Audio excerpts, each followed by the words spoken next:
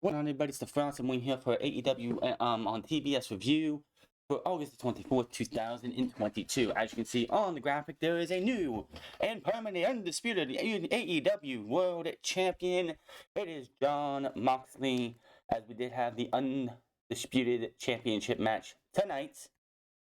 It ended and it went in a very, very stunning fashion. I don't think if you were placing your bets on how the match was going to go, how was John going to win? How was Punk going to win? I don't think anybody saw what we saw tonight coming. Also, the United Empire took on the Death Triangle in a trios match. The winner goes on to take on the Elite next week, which was, let's just say, chef's kiss after chef's kiss. The opening sequence to that match, just Ospreay and Phoenix, everybody wanted to see it. And a current inactive talent makes their first move and cost Death Triangle. But who was it? How did it happen? We'll talk about it in a bit. Also, what is going on with Daniel Garcia? Will he stay at the JAS? Will he join the Blackpool Combat Club? What is going to happen? And how do we get to Danielson versus Chris Jericho at All Out?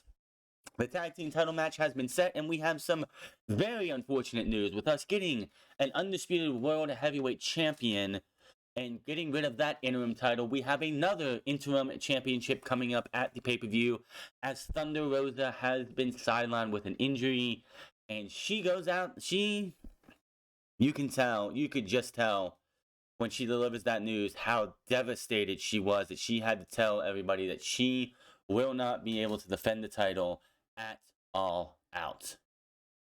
My thoughts on interim championships, non-interim championships, and everything after we get to it, and so much more.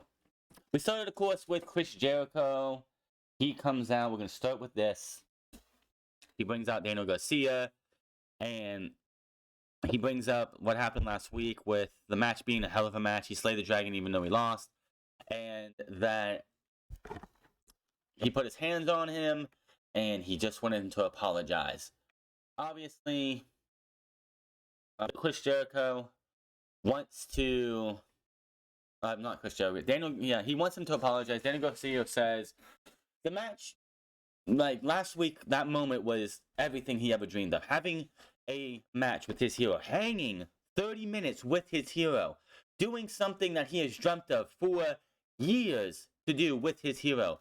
Having a match like that, hoping that maybe his cousin, maybe his nephew, maybe some random kids all over the world see that match and go, I want to have that match with Daniel Garcia when I get that old, when I get into my 20s and 30s or whatever. That was his moment, and at that moment when he put his hand out to shake his hand, that was a moment for Daniel Garcia, and he didn't care if they called him a wrestler, a sports entertainer. He just wanted that moment, and Chris Jericho ruined it for him. It ruined it. And Jericho's like, I'm sorry you feel that way, but I just want you to say that you were the best technical sports entertainer in the world, and wants him to say he is a sports entertainer. Fans, of course, are chanting, you're a wrestler. Out comes Bryan Danielson, who says, you can be whatever you want, man. Jericho's trying to bully you to say you're a sports entertainer, but you could be whatever you want. And Jericho, of course, is trying to make this guy say, you're a sports entertainer. Say it. Say it, goddammit. He's like, I can't. You want me to say this right now with my heroes here, my mentors here? You want me to say that in front of all these people? I just can't do it right now. Leave me alone. And tries to leave. Jericho grabs him, turns him around, and he gets pushed down, and Daniel Garcia's like, oh, fuck. Jericho's got this look of, what the fuck? What the fuck? So, Daniel Garcia gets out of the ring and walks away. Jericho's pissed off at Danielson. Danielson brings up, Jericho, of course, mentions how he's Lionheart, which I guess he's sticking to Lionheart right now, which is fine. He's going to be going, of course, we're getting them to at All Out. He says that he is also the last surviving member of the Heart Dungeon, and he remembers every single thing that Stu Hart ever did to him, every move he ever taught him, and that this guy, I know more about professional wrestling than you ever will, and Danielson says, "Oh, really? What if we could ask your mentor, Stu Hart, who the better wrestler is? Me, like the American Dragon, or Chris Jericho? Who would he say? What if he could ask his idol, Owen Hart, if he was the best technical wrestler, or the best professional wrestler? Who would he say? The American Dragon or Chris Jericho? What if the match here tonight in Cleveland, who would win the match? Lionheart or Bryant or the American goddamn Dragon, Danielson?" Crowd is going completely nuts. Jericho says, "If you want the match, you got it. September 4th, at All Out. Till that time, you might want to watch your back because you never know when you're going to get attacked." All of a sudden, Jake Hager from behind takes out Danielson, lays him out with a Hager bomb, and that is that. So we're getting the match at All Out. It should be a hell of a match. I'm sure Daniel Garcia will have some kind of say or some kind of involvement in that match, whether he continues down the path of sports entertainment or he goes to the side of professional wrestling in the Blackpool Combat Club. Honestly, in my opinion, with Sammy Guevara being added to the Jericho Appreciation Society, he kind of takes the role that Daniel Garcia was having. You need both Sammy Guevara and Daniel Garcia in the Jericho Appreciation Society. Adding both of them just kind of touches with what they should be. I know that Guevara was a made man, and he's somebody who didn't even need to be in the Jericho Appreciation Society, but Tony Khan's miscalculation fucked all that shit up. And you're wondering where him and Tay are. They're off on their honeymoon after getting married, obviously.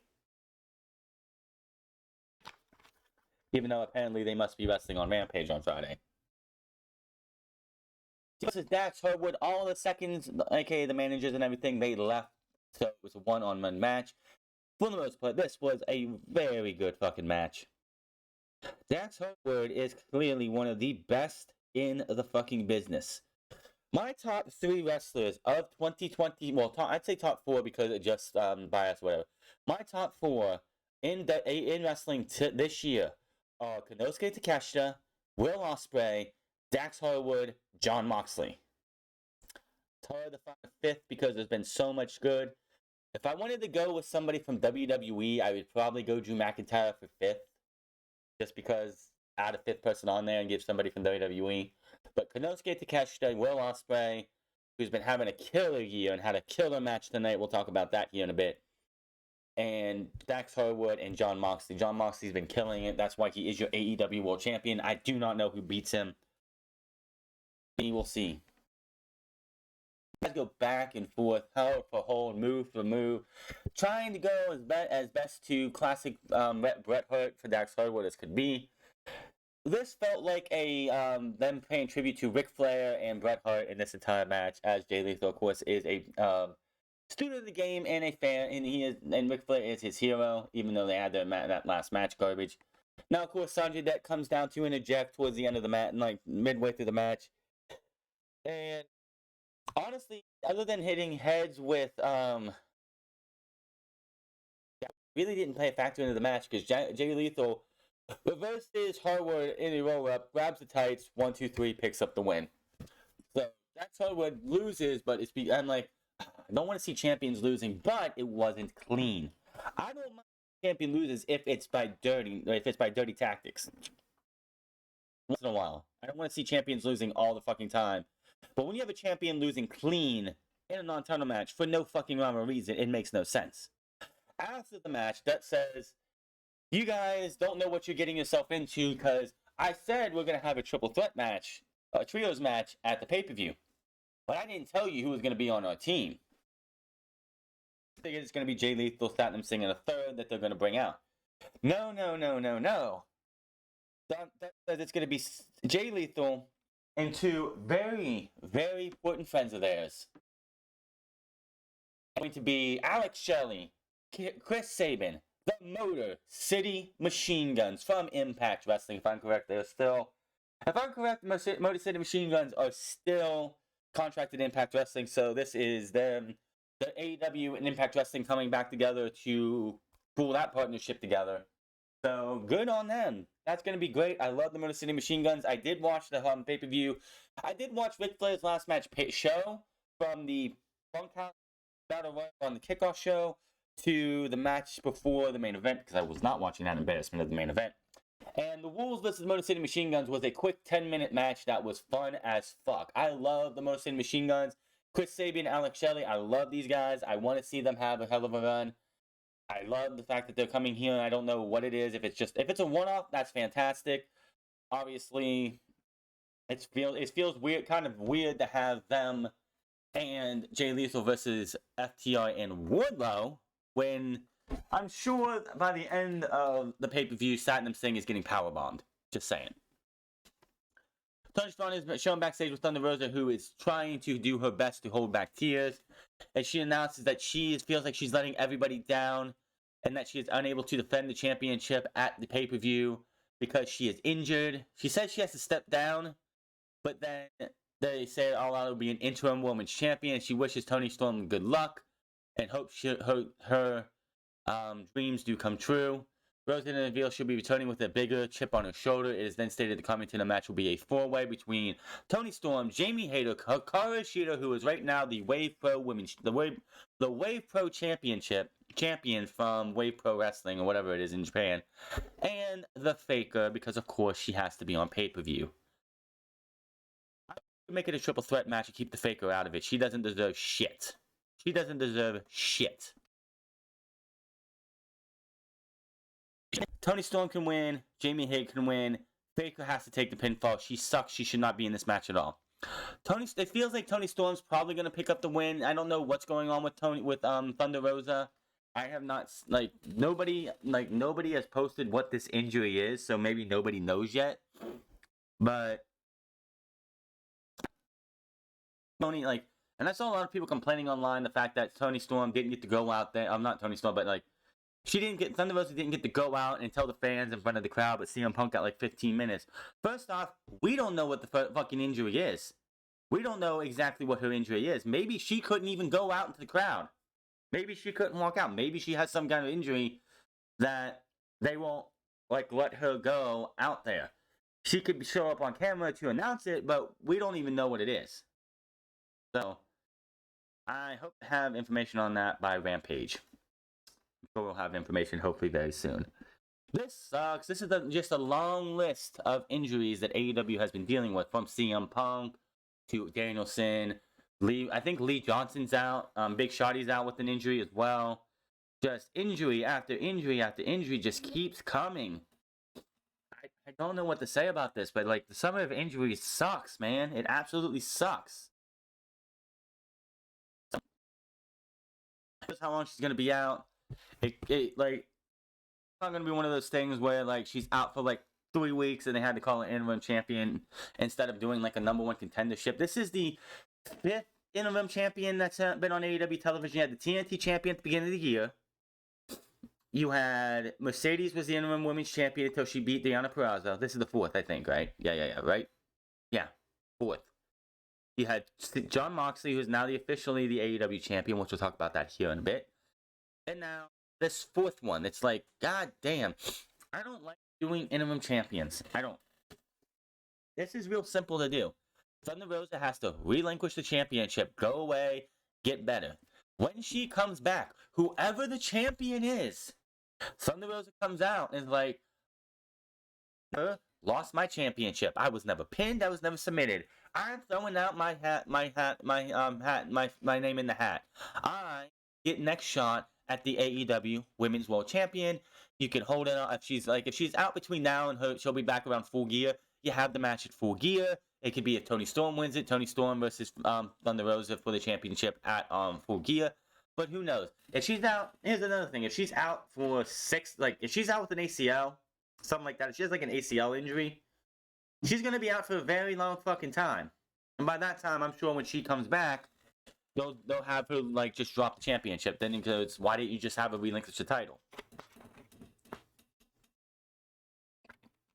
I don't know. We'll see what happens. Colton Gunn versus Billy Gunn, of course, claiming to come out and rap for him and everything. The match was Billy Gunn dominated everything, and then he's like, "Oh, that's my son. I shouldn't do anything. All of a sudden, Stokely Hathaway from behind to Max Caster, distracts the referee. Low blow by Colton. Colt 45, 1, 2, 3. Colton Gunn picks up the win. After Max Stokely Hathaway comes in, gives them both a business card. They take them. So he has Tagger style, the Lee Moriarty, Ethan Page apparently, and now the Gun Club. When is he gonna bring? And of course Jada, I guess. When is he gonna bring his entire Infinity Gauntlet of talent together? Mediocre talent, or like lower tier talent, in my opinion.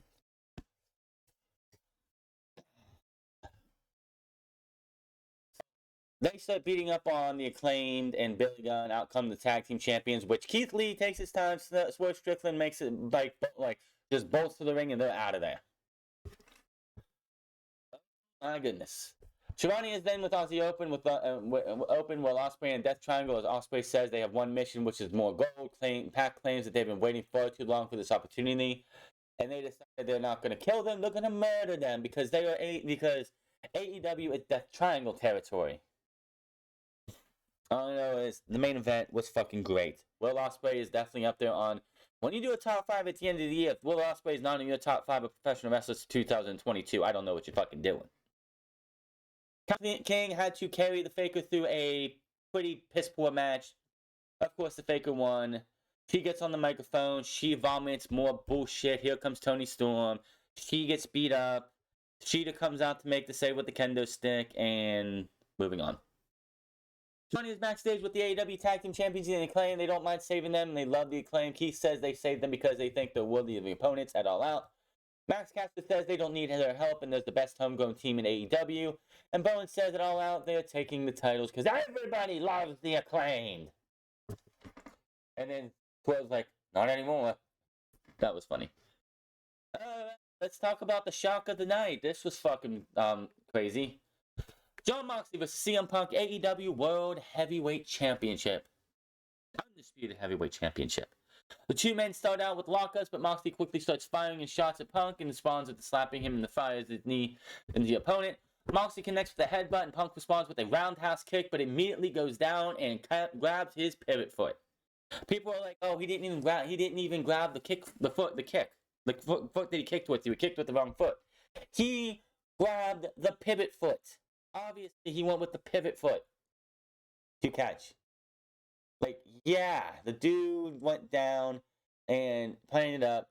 So Moxley smells just. Yeah, they put the full match on.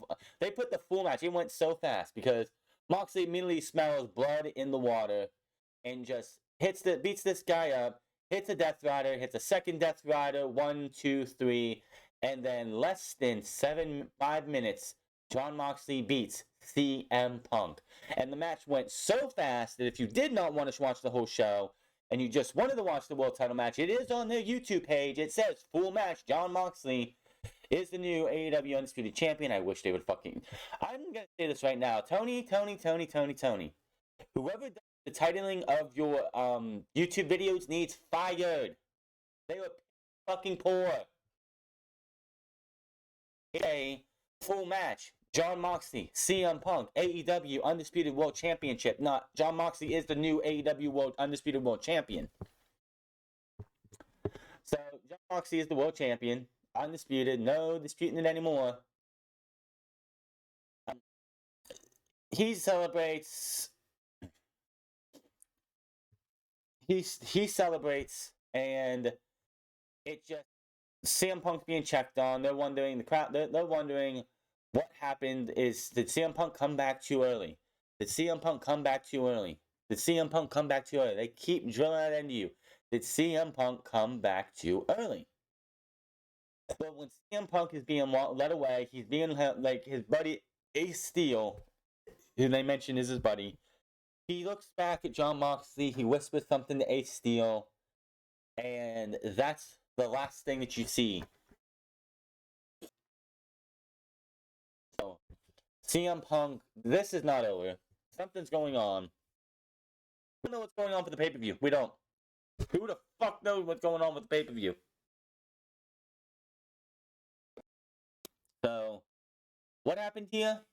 It could be a thing where CM Punk was unable to go very long and they didn't want to have If CM Punk was like not well enough to come back fully and had this happen and this happened to him, and they just needed to get the title off him because he was going to be like he's going to need like say 4 more months of recovery, then taking the time then getting this match done here makes sense because you're not going to have this match on pay-per-view and go 5 fucking minutes.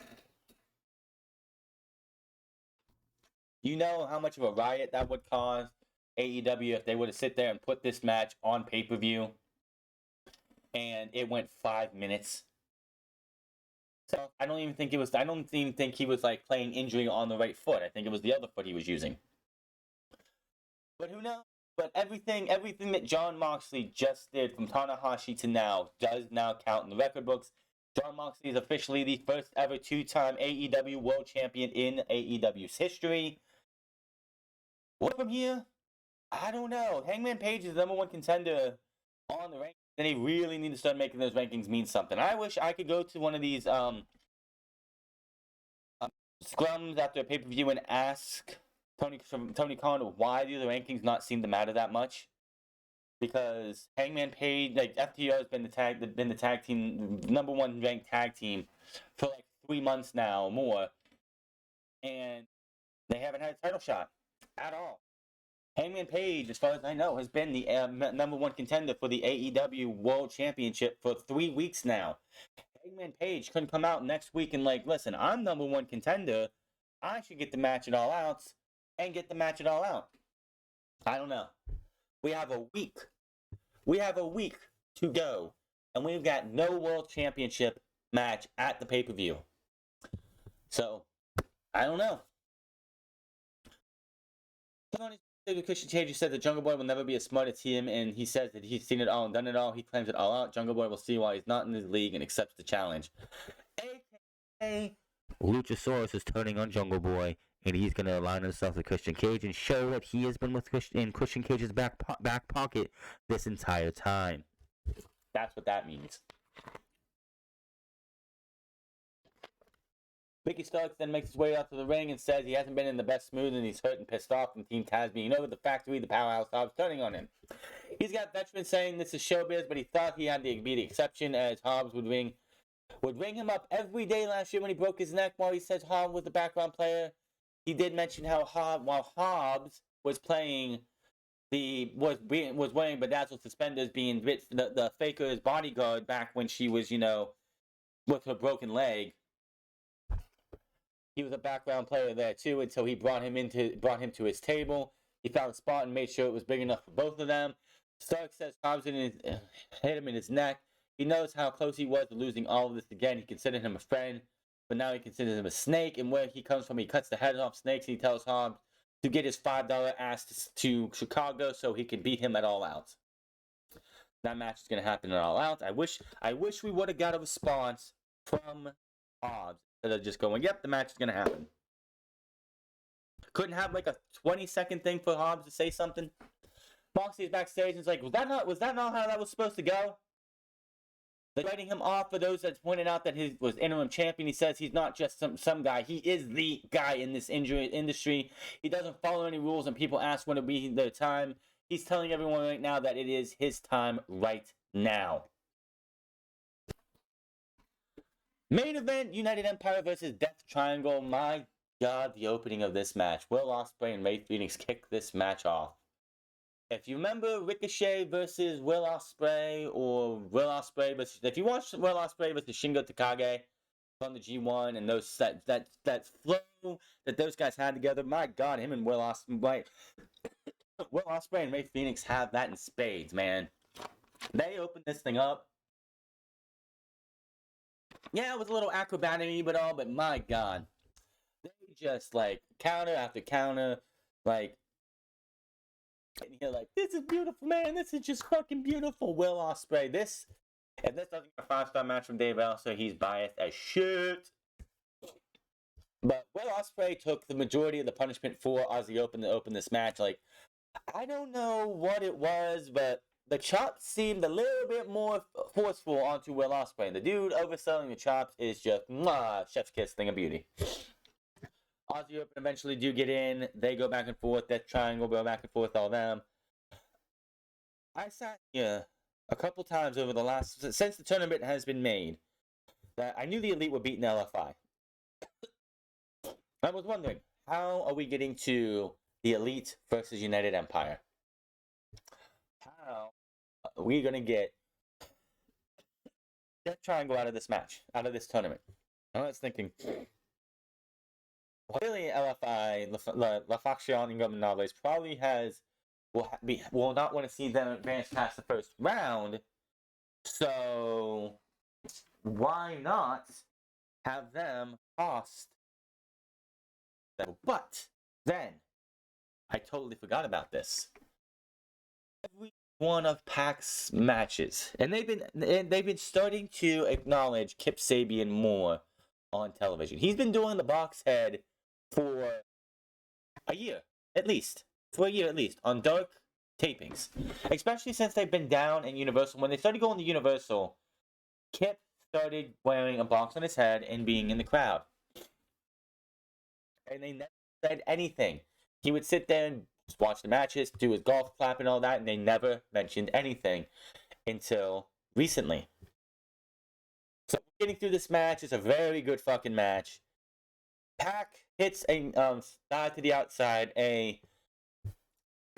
He actually is able to balance himself on the top on the turnbuckle on the turnbuckle pole, or the the ring post, and does a moonsault to the outside. Turns around and sees who we think is Kip Sabian in the box doing the golf clap.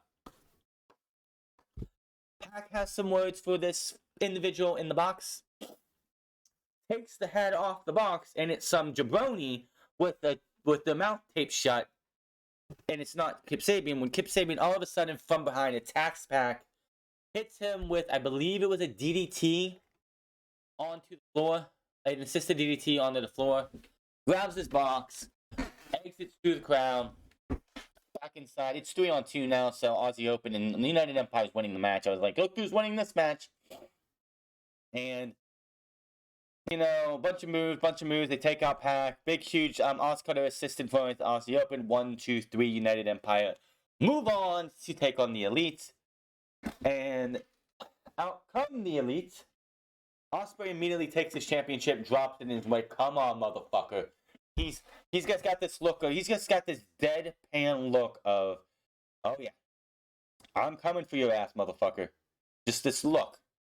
And then he tells the other boys to come, and it's just like telling the Elite to come on. Don Callis is on commentary, gets up. Kenny Omega is halfway down, it's heading towards the ring when Don Callis gets in front of him. He's like, no. We got this next week. And Don Callis has to hold Kenny Omega back while United Empire taunts the Elite. We're getting that next week. Ladies and gentlemen, the main event of next week's show, United Empire versus the Elite. Holy shit, I can't wait to see that match. I don't even care who wins between House of Black and Dark Order on Friday. I don't even give a shit. This match here is the match of the tournament. United Empire versus the Elite. It's going to be kind of hard to top what they just did tonight, because this, so far, is match of the tournament. I don't care what the fuck the Elite and Kenny Omega did last week. Yes, great moment and everything, but what they did tonight was a fantastic match. The 10s disappeared on the graphic for the Dark Order versus House of Black, because Evil Uno's in Germany with Gamescom, and I don't know what's going on with 10. Maybe he's hurt too. But yeah, I don't know what's going on with that. That match is probably already being taped right now, so we'll see what happens there. But yeah, next week's going to be very interesting.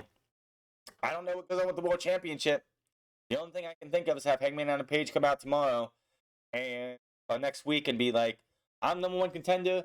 I want my championship match. I want my rematch for that championship, even though you're no longer in the rematch cards. What happens next week? But that's your AEW TBS review. Hit that subscribe button, comment down below, like or dislike this video. Follow me on Minds at the France Club, and follow me on twitch.tv/France Club, and I'll see you guys later.